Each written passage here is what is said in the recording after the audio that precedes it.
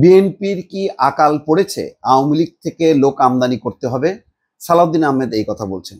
কিন্তু অবাক কাণ্ড, একদিন আগে আমির খসরু মাহমুদ চৌধুরী বলেছেন, যারা আওয়ামী লীগের সমর্থক কিন্তু দুর্নীতি, দমন পীড়ন, রাহাজানি, চুরি, ডাকাতি এসবের সাথে জড়িত না, তারা আসতে পারেন।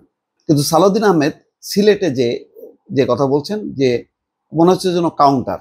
আমির খসরু মাহমুদ চৌধুরী যা বলছেন তার কাউন্টার একটা বক্তব্য তিনি দিলেন একদিনের ব্যবধানে।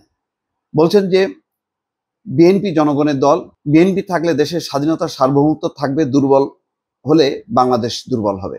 বিএনপির জন্ম না হলে দেশে বহুদলীয় গণতন্ত্রের প্রবর্তন হতো না।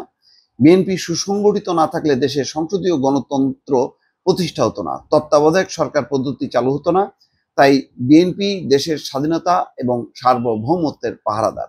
সোমবার সিলেট নগরীর শিল্পকলা একাডেমির অডিটোরিয়ামে সিলেট বিভাগে বিএনপি নতুন সদস্য সংগ্রহ এবং নবায়ন কর্মসূচির উদ্বোধন অনুষ্ঠানে প্রধান অতিথির বক্তব্যে তিনি কথা বলেন। কিন্তু চট্টগ্রামে কিন্তু একই অনুষ্ঠানে, এই ধরনেরই একটা অনুষ্ঠানে আমির খসরু মাহমুদ চৌধুরী আওয়ামী লীগের যারা উদারপন্থী, ভালো, যারা সৎ চরিত্রের, তাদেরকে আহ্বান জানিয়েছিলেন। কিন্তু আজকে তার বিপরীতে একটা ভাষণ দেখলাম। সম্ভবত আমার ধারণা যে হয়তো আমির খসরু মাহমুদ চৌধুরী এই বক্তব্যের পর একটা মিশ্র প্রতিক্রিয়া হইতে পারে, অনেকে অনেক রকম ব্যাখ্যা দিতে পারেন, সেই কারণে এই কথা বলেছে। সালাউদ্দিন আহমেদ বলেন, যেই মানুষ বাংলাদেশি জাতীয়তাবাদে বিশ্বাসী, যিনি নিজেকে বাংলাদেশি পরিচয় দেবেন, তিনি বাংলাদেশ জাতীয়তাবাদী দলের সদস্য হতে পারবেন।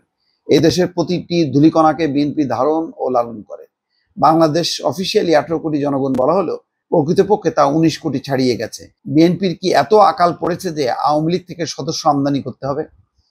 যেই আওয়ামী লীগের ডিএনএতে গণতন্ত্র নাই, তাদের কেন আহ্বান করতে হবে বিএনপির সদস্য হওয়ার জন্য? একটা মৌলিক প্রশ্ন। গত 5ই আগস্ট বাংলাদেশের মানুষ আওয়ামী লীগকে বিতাড়িত করেছে। আওয়ামী লীগ ইতিহাসের জঘন্যতম গণহত্যাকারী দল। তাদের রাজনৈতিক মৃত্যু হয়েছে। আজ পর্যন্ত তারা নিজেদের অপকর্মের জন্য একটুও অনুশোচনা করেনি, ক্ষমা প্রার্থনা করেনি। উল্টো তারা গণঅভ্যুত্থানের সময় আন্দোলনকারীদের দুষ্কৃতিকারী বলে আখ্যায়িত করেছে। তারা কিভাবে বাংলাদেশ রাজনীতি করতে পারবে? যাই হোক, এখন বিষয়টা দাঁড়ালো যে এক এক নেতার এক এক দৃষ্টিভঙ্গি। রুহুল কবির রিজভীও কিন্তু আহ্বান জানিয়েছিলেন, আমির খসরু মাহমুদ চৌধুরীও বলছেন, কিন্তু সালাউদ্দিন আহমেদের কণ্ঠে উল্টো। হয়তো আমার ধারণা যে এটাও একটা কৌশল হইতে পারে। আমির খসরু মাহমুদ চৌধুরী আর রিজভী আহমদ যেটা বলেছেন, তাতে একটা ধাক্কা, যাতে আওয়ামী লীগের লোকজন দলে দলে এনসিপিতে বা জামাতে না যায়, সেটাও একটা হইতে পারে। কারণ আওয়ামী লীগের একটা ভোট ব্যাংক আছে, 20 থেকে 30 ভাগ, এটা ধরতেই হবে। ফলে এইটা একটা ফ্যাক্টর। এই ভোট ব্যাংকটাকে কে কাজে লাগাবে? বিএনপি কাজে লাগাবেন, জামাত নাকি এনসিপি? এটা নিয়ে একটা তো কম্পিটিশন আছে।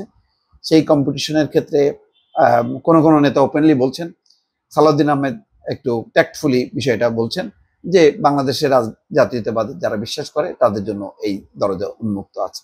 এটা একটা ভালো রাজনৈতিক স্ট্র্যাটেজি। দর্শক ভালো থাকবেন, আল্লাহ হাফেজ।